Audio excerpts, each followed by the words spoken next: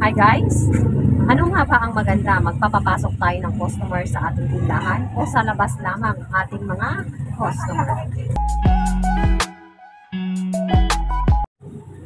Hello everyone! Magandang araw po sa ating lahat. So for today's video, meron tayong magandang pag-uusapan ngayon mga kasari.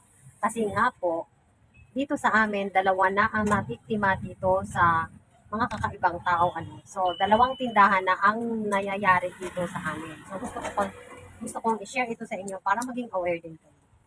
So, ang ating topic ngayon ay maganda nga ba na papapasukin ng ating mga customer sa ating tindahan amang sila maghihintay kung bibili sila sa ating tindahan. So, comment down below mga kasari, ano ba sa palagay nyo maganda? Papapasukin natin si customer para makapili sa kanilang bibilihin, kung anong gusto nilang kukunin sa ating tindahan, at makakalapit sila dito sa ating counter, or sa labas lamang si customer maghihintay kung ano ang kanilang bibilihin. Ayan, comment kayo dyan mga kasari. Pero ako kasi mga kasari, base lamang ito sa aking experience, ang aking mga pinag-share dito sa aking YouTube channel. Ayan, at kung bago ka pa lang pala kasari at hindi ka pa nakapag-subscribe, at kung magustuhan mo ito mamaya ang aking share sa aking mga kapwa kasari sa store owner, pakipindot naman ang ating like and ating subscription button. Ayan, so for today's video mga kasari, gusto kong i-share sa inyong lahat dyan ang naging experience ng aking mga kapwa kasari-sari store owner dito tungkol sa GCash. Dahil na si customer ay nakakapasok sa kanilang mga tindahan. So, dalawang tindahan na dito mga kasari ang nabiktima sa ganong klaseng scam.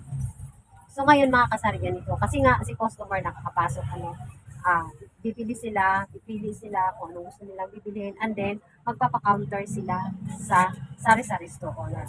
And yung tindahan ng mga kasari is hindi naman gaano kalakihan. So, kung pwede naman para sa akin, kung pwede namang direct na lang i-serve kay customer kung ano yung kanilang bibilhin at lalagyan lang ng harang ang tindahan para hindi tuloy-tuloy si customer na makapasok. Bakit? Yun ang aking idea mga kasari, no, para sa akin, hindi maganda na makakapasok sa ating sari-sari store ang mga customer. Kasi ah, disclaimer lamang po sa ibang mga customer, hindi naman kasi lahat ng mga customer ay pwede nating pagkakatiwalaan. Kasi ang lahat ng mga bumibili sa ating tindahan ay iba-ibang tao. So kung nagpapasok ka, iba-ibang tao ang papasok sa tindahan mo. So lalo na kung ang tindahan natin ay nasa gilid ng kalsada, so daanan lang yan ng sari-sari tao. So hindi natin sila kilala talaga actually, tapos papasok sa tindahan mo. So tapos isa ka lang, nagbabantay, wala kang kasama, wala kang gwardya na makakatingin kung anong ginagawa ng customer. So sa palagay ko mga kasari, hindi magandang magpapapasok ng customer sa tindahan ko. Kasi nga wala kang eye watcher. Wala kang watcher. Sa ano kasi sa mga, kung napapansin nyo dyan sa mga pamilihan like yung ating mga sari-sari, ang ating mga supermarket, like yung dito sa amin yung Iloilo Supermart, meron kang makikitang mga gwardiya sa labas na uniform. Yun, gwardiya yun. Pero aside from that, meron din silang mga eye watcher, eye catcher sa loob.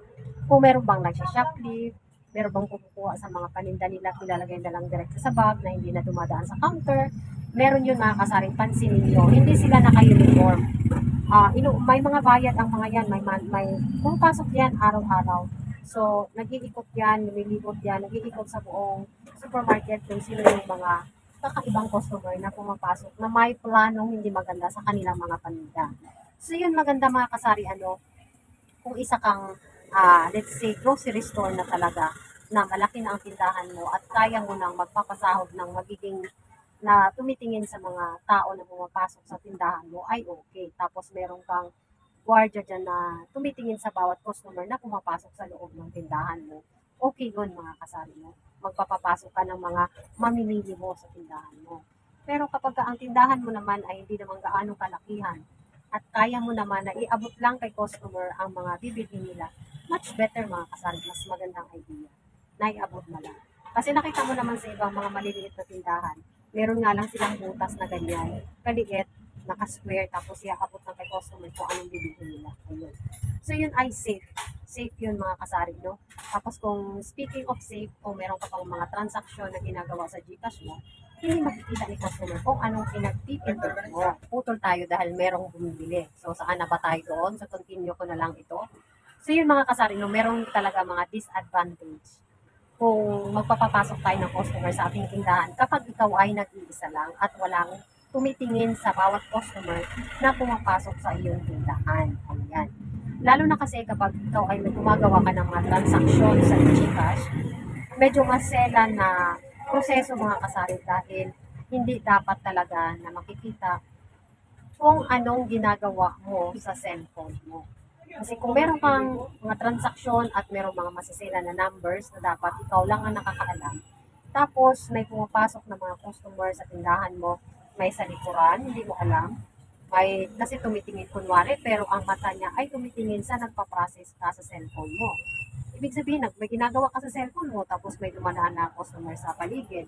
So, makikita kung anong ginagawa mo sa cellphone mo. Ayan. So, hindi ko naman po nilalahat ang lahat ng mga tao, lahat ng mga customer.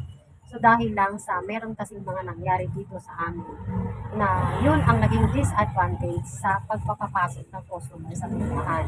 Nawala ang kanyang full account niya sa Gcash na 50,000 pesos. And yung isa naman is nawala din yung kanyang 23,000 pesos. So, isang araw lang yun nangyari, mga kasal, at sabay-sabay sila. Para sa akin, hindi talaga magandang magpapapasok tayo ng customer sa ating tindahan.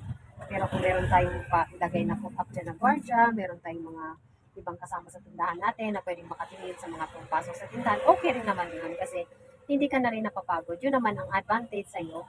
Hindi ka napapagod mag-aabot-abot kasi sila na yung pipili, sila na yung kukuha. Diretso na lang sa counter, ipapunch mo na lang, itutotal mo naman. Maganda rin yan. Kaso nga lang, may disadvantage mga kasal. Kapag meron ka mga transactions na dapat hindi makita ng iba, ay biglang makita na lang ng iba. At mangyari ang hindi maganda, mawala yung account mo, manakaw yung account mo, ayun, mawala yung pinagpapaguran mo na puhunan sa iyong transaksyon sa iyong cellphone. Ayun. So, para sa akin mga kasari, kung maiwasan lang at kung kaya lang naman natin na tayo na mismo ang magsiserve kung customer mag-abot, so yun maganda mga kasari.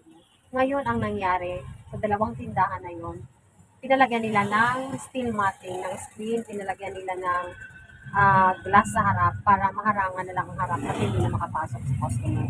So yun ang naging resulta ng pagpapasok ng customer. At ngayon, yung kanilang naging idea is lagyan na lang ng something na hindi na makapasok si customer.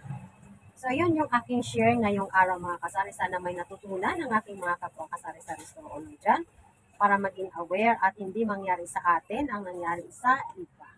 Ayan ang aking share ngayong araw mga kasari. So kung bago ka pa lang dito sa aking channel at hindi ka pa nakapag-subscribe at nagustuhan mo naman ang aking sinishare ngayong araw kasari, huwag po kalimutang pindutin ang ating like button. And pakisubscribe naman mga kasari.